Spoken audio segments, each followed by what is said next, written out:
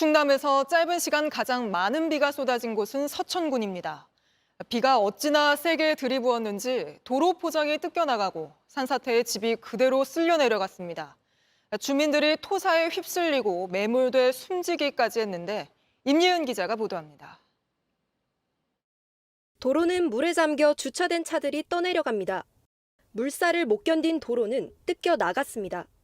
포장이 통째로 솟구치고 깨진 조각은 빗물 위를 둥둥 떠다닙니다. 충남 서천에 물폭탄 수준 비가 쏟아진 건 오늘 오전 2시쯤.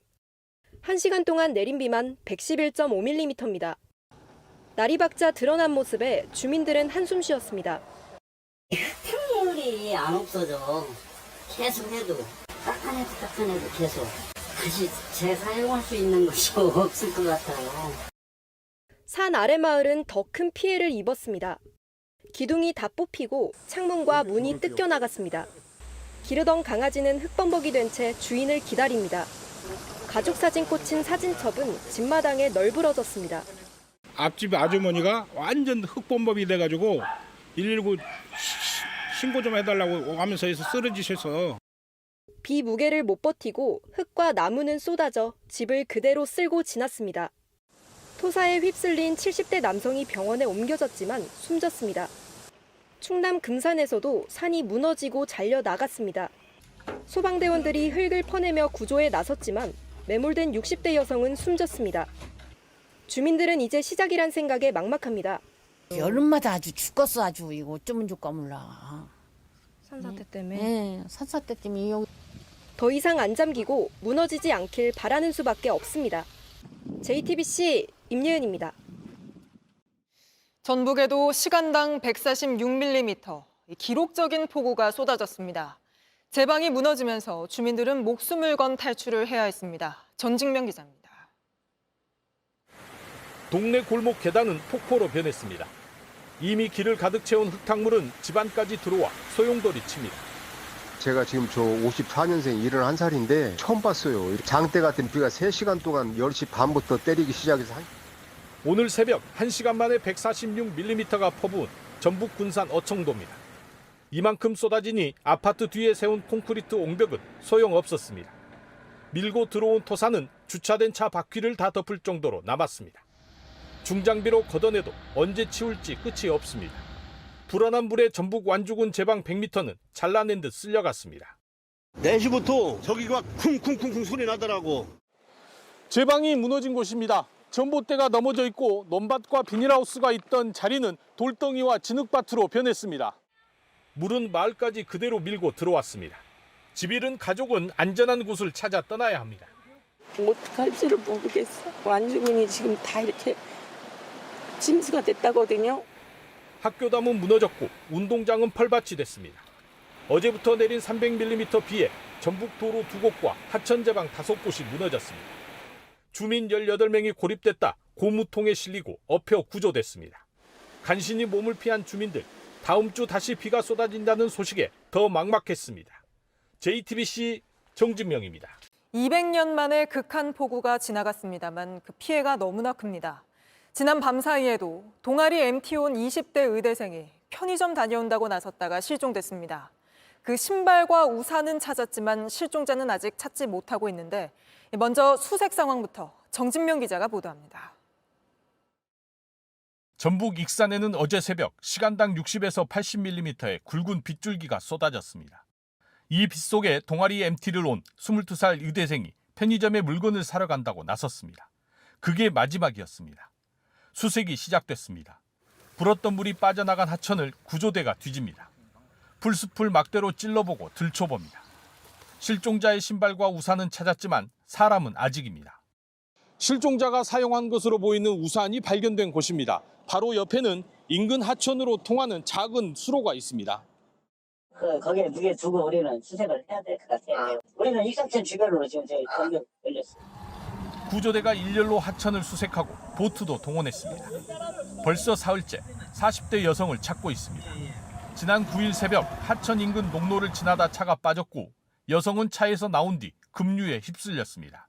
우리 가족들은 상당히 마음 많이 졸이고 상태죠. 혹시나 더 날짜가 또 지나갈까 싶어갖고 애타는 그런 심정이죠. 어제 새벽 충북 영동에서도 70대 남성이 실종됐습니다.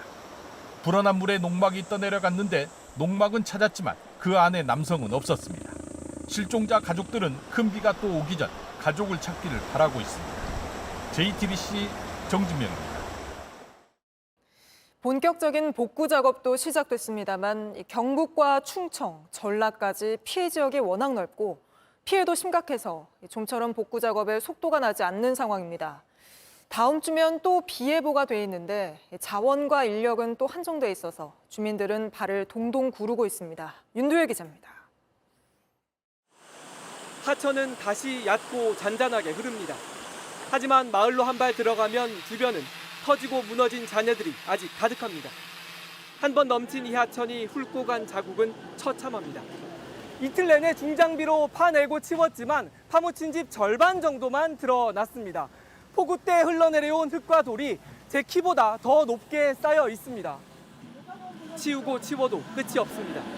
평생 바랐고 이제 겨우 연근 귀촌 꿈은 하룻밤 사이 사그라졌습니다.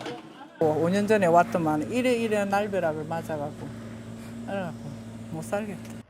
가게 안보다 밖에 있는 물건이 더 많습니다.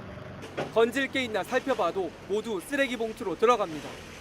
진흙 묻은 바닥을 닦고 말려보지만 언제 또 비가 올까 무섭습니다. 끝이 안 보여요. 무서워 이제. 비가 무서워요. 축구, 농구, 골대가 있어 겨우 운동장이란 걸 알 수 있습니다.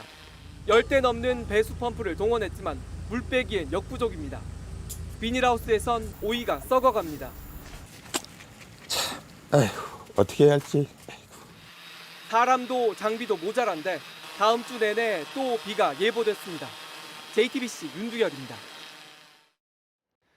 해마다 폭우가 쏟아지면 제방이 터지고 무너집니다. 이번에도 그 탓에 혼자 살던 70대 어르신이 실종됐습니다. 매년 반복되는 일인데 왜 막지 못하는 건지 이세연 기자가 무너진 제방들을 돌아봤습니다. 물을 막아야 할 제방벽은 뚫려나가 물길이 됐습니다. 저수지에 갇혔던 물은 그대로 마을로 흘러들어갔습니다. 논밭을 망치고 길을 부쉈습니다. 3시 좀 넘어서 소리가 유난히 더 크게 막 오랑 쾅쾅? 충남 부여군 구교저수지 제방. 최근 안전점검에서 C등급 보통 진단을 받았습니다.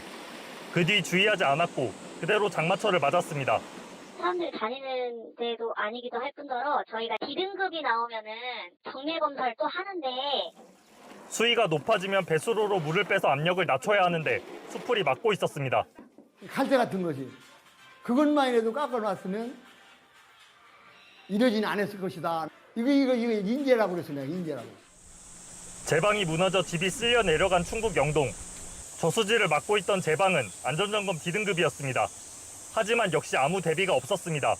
주변 토지 소유주들과 협의가 안 됐다는 게 이유였습니다. 수정을 해서 더 올리든지 뭔가를 했었어야 될 것 같은데 그냥 넉넉히 있다가 또 사고가 났나 보네요. 길게 뜯어져 나간 전북 완주 제방은 급히 임시로 막고 있습니다. 물길이 넓어지고 빨라지는 구간벽을 보강하지 않은 게 원인이었습니다. 시공 기준들이 있어요. 그런 것들을 맞췄으면 거의 100% 사고가 안 납니다. 결국 해야 할 일을 하지 않아서 생긴 인재였습니다. JTBC 이세연입니다.